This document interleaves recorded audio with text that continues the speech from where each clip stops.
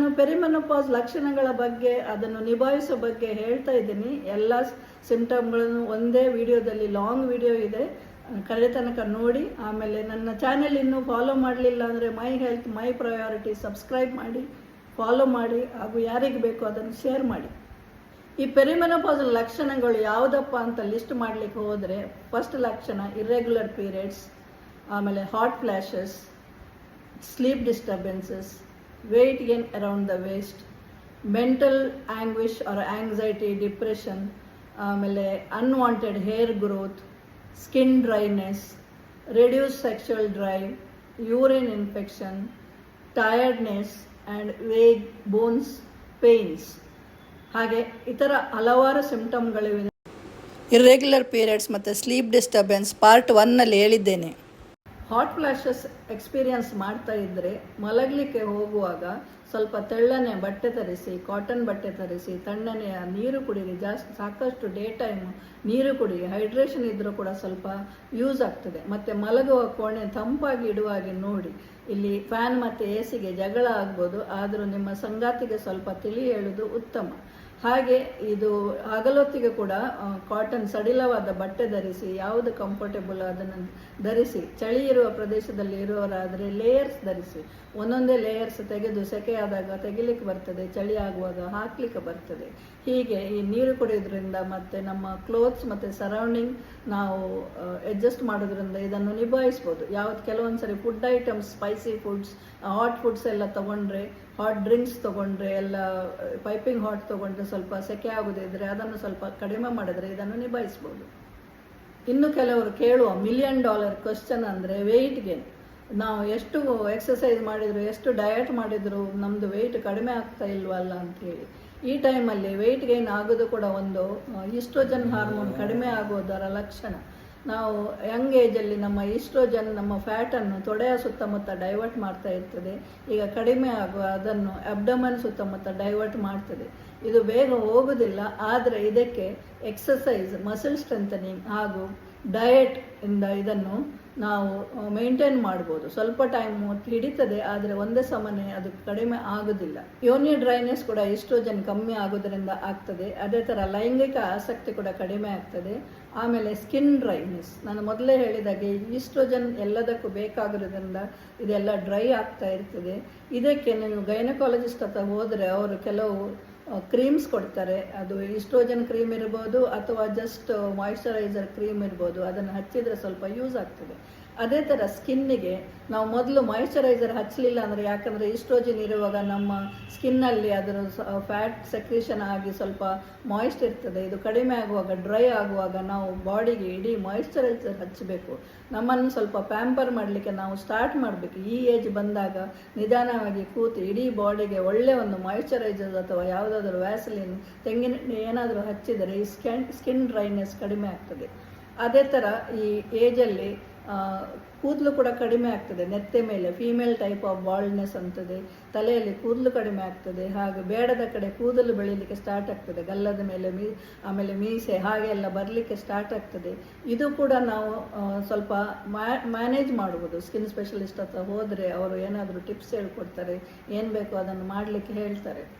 ಎಲ್ಲರಿಗೂ ಕಾಡ್ತಿರೋದು ಈ ವಯಸ್ಸಿನಲ್ಲಿ ಇನ್ನೊಂದು ವಿಪರೀತ ಸುಸ್ತು ಹಾಗೂ ಮೈಕೈ ನೋವು, ಬೋನ್ pains.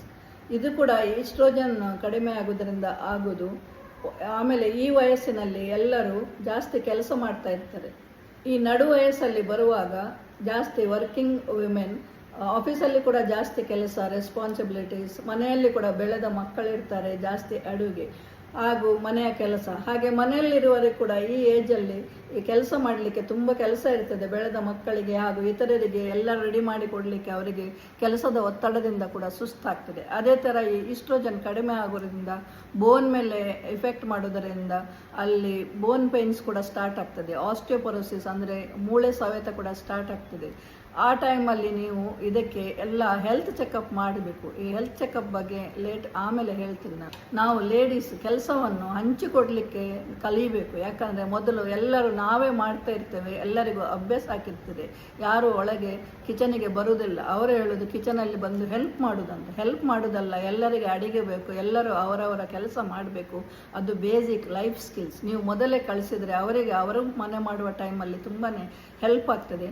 Ladies, if you are still in your 40s, please train your children, husband and whoever is at home to share your work at home. Kitchen ಕೊಳೆ ಆಗ್ತದೆ, ಅವರೆಲ್ಲ ಗಲೀಜು ಮಾಡ್ತಾರೆ, ನೀವು ಬರಬೇಡಿ ಅಂತ ಓಡಿಸಬೇಡಿ. ಯಾಕಂದರೆ ನೀವು ಓಡಿಸಿದರೆ ನಿಮಗೆ ಸುಸ್ತಾಗ್ತದೆ. ಹಾಗೆ ನಾವು ಆಫೀಸಲ್ಲಿ ಕೂಡ ವರ್ಕನ್ನು ಡೆಲಿಗೇಟ್ ಮಾಡಲಿಕ್ಕೆ ಸ್ಟಾರ್ಟ್ ಮಾಡಿದರೆ ಈ ಸುಸ್ತನ್ನು ಕಡಿಮೆ ಮಾಡ್ಬೋದು. ಹಾಗೂ ಹೆಲ್ತ್ ಚೆಕಪ್ ಮಾಡಿ ಬೇರೆ ಏನೋ ಕಾಯಿಲೆ ಅಥವಾ ರೀಸನ್ ಇದೆಯಾ ಸುಸ್ತಾಗಲಿಕ್ಕೆ ಅಂತ ನಾವು ನೋಡಬೇಕು. ಹಾಗಾಗಿ ಡಾಕ್ಟರನ್ನು ವಿಸಿಟ್ ಮಾಡೋದು ಉತ್ತಮ. ಇನ್ನೊಂದು ಇಂಪಾರ್ಟೆಂಟ್ ಆಸ್ಪೆಕ್ಟ್ ಆಫ್ ಪೆರಿಮೆನೋಪಾಸ್ ಯಾರು ಮಾತಾಡೋದಿಲ್ಲ. ಇದು ಒಂಥರ ಮೆಂಟಲ್ ಆ್ಯಂಗ್ವಿಷ್, ಇಮೋಷನಲ್ ಔಟ್ಬಸ್ಟ್. ಒಂದೊಂದು ಸರಿ ಇದ್ದದ್ದಕ್ಕಂದ್ರೆ ಅಳುವ ಅನಿಸ್ತದೆ ಅಥವಾ ವಿಪರೀತ ಸಿಟ್ಟು ಬರ್ತದೆ. ಆಮೇಲೆ ಏನೇನೋ ಮೂಡ್ ಚೇಂಜಸ್ ಆಗ್ತಾ ಇರ್ತದೆ, ಆ್ಯಂಗ್ಸೈಟಿ, ಡಿಪ್ರೆಷನ್, ಹೀಗೆ. ಇದನ್ನು ಎಲ್ಲರೂ ಯಾರು ಅದಕ್ಕೆ ಏನು ಮಾಡೋದಿಲ್ಲ, ಒಂದು ಹೆಸರಿಡ್ತಾರೆ ವಿನಃ ಅದಕ್ಕೆ ಏನು ಉಪಾಯ ಅಂತ ಯಾರು ಮಾಡೋದಿಲ್ಲ.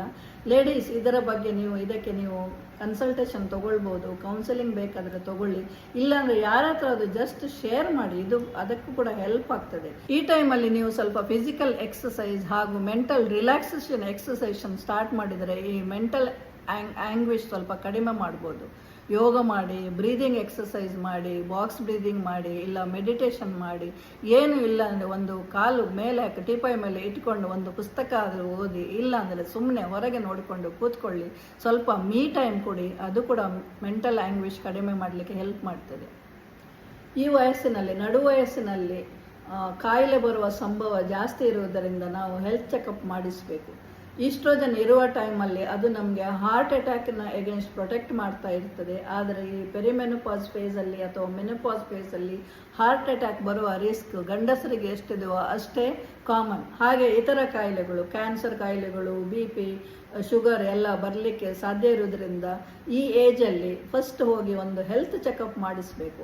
ಈ ಹೆಲ್ತ್ ಚೆಕಪ್ ಮಾಡಿಸುವಾಗ ಬ್ಲಡ್ ಟೆಸ್ಟ್ಗಳನ್ನು ಮಾಡಿಸಬೇಕು, ಶುಗರ್ BP ಎಲ್ಲ ನೋಡಿ. ಆಮೇಲೆ ಒಂದು ಲೇಡೀಸ್ ಆಗಿರೋದ್ರಿಂದ ಬ್ರೆಸ್ಟ್ ಎಕ್ಸಾಮಿನೇಷನ್, ಡಾಕ್ಟ್ರಿಂದ ಸೆಲ್ಫ್ ಎಕ್ಸಾಮಿನೇಷನ್, ಆಮೇಲೆ ಒಂದು ಮ್ಯಾಮೋಗ್ರಫಿ ಸಾಧ್ಯ ಇದ್ದರೆ ಮಾಡಿಸ್ಕೊಳ್ಳಿ.